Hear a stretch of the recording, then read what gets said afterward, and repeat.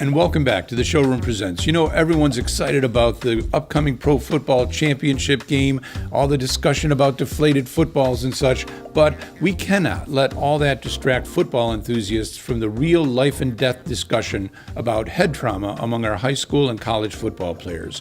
Here to talk about this critical topic today are Dr. Marla Shapiro. She's Chief Neuropsychologist from the Concussion Institute at Gwinnett Medical Center in Duluth, Georgia, and former pro football player John Roman. He's a 9-year pro offensive lineman with first-hand knowledge about head trauma. Welcome to the Showroom Presents. Thanks, you, Brian. John, obviously we're here today to focus on head trauma that's happening among college players and our high school players. But as a professional player, you experienced head trauma yourself. Please tell us a little bit about your story. Well, you know, I was fortunate to have survived a couple of concussions. I'll start by saying that. And what has really driven, you know, my passion and my belief and where I'm at today and representing the ProCAP has truly been because of players that I saw that weren't as fortunate, players that were really struggling with the ramifications and or to this day the long-term effects of concussions. And I realized that we needed to work very closely together, whether you're on the manufacturing side as a provider of safe equipment or whether you're a trainer, whatever your discipline is, if you are a party to the game, I was hoping that we could have stronger collaboration so that we could make the game safer for players today. Dr. Shapiro, in 2013, one of our own high school players, Damon Janes of Brockton High School in this area, lost his life after what appeared to be repeated head-to-head hits. What exactly is happening to young players when those hits happen?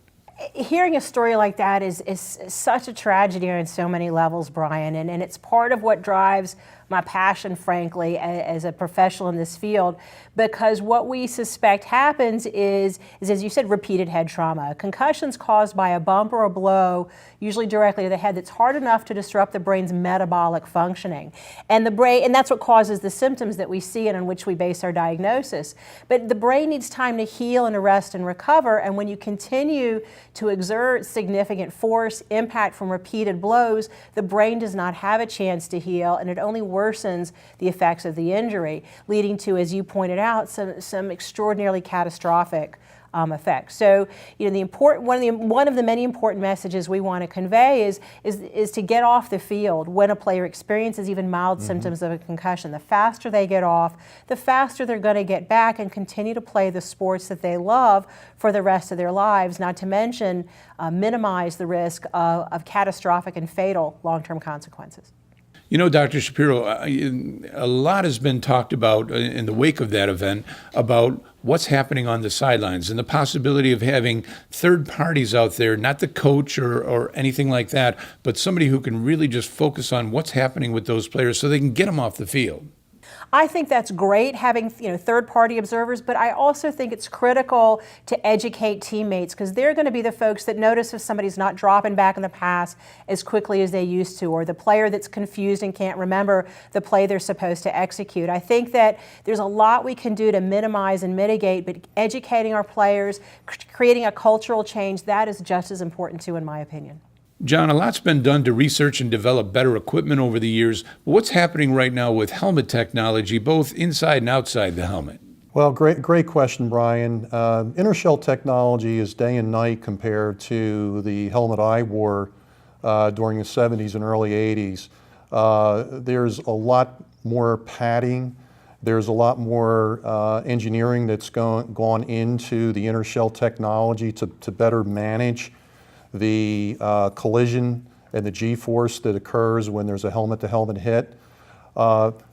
In my view, however, helmet manufacturers and players and coaches and everyone concerned about the long-term life of football need to work together with outer shell technology like our product, because I think it's the combination of those two that is truly going to make a difference in the player's ability to stay safe in the game. You know, thanks very much for joining us today. Where can people go to get more information about head trauma and what's being done about it for this critical topic? Sure, Brian. You can go to defendyourhead.com. There's a lot of great information about concussion and concussion protocol, and you can go under the specification tab to order the ProCAp, and we'll have one player safer. The quicker we get those orders flowing in. Thank you. Well, thank you once again, and thank you very much for joining us today on the Showroom Presents. Thanks, Brian. Thank you, Brian. Don, you call that showing off? How about the dazzling diamond deals we're showing off at the Showroom on Union? Diamond engagement rings. Diamond band. Diamond anniversary. Diamond fashion. Diamonds, diamonds, and more diamonds. All at a fraction of the pricey stores. And buy with confidence because all Showroom diamonds will come with a Gem Lab certificate as requested, guaranteeing natural diamonds of value. Don't forget, we feature GIA certified diamonds. Showing off great diamonds and great deals every day. At Airport Plaza Jewelers, the Showroom on Union.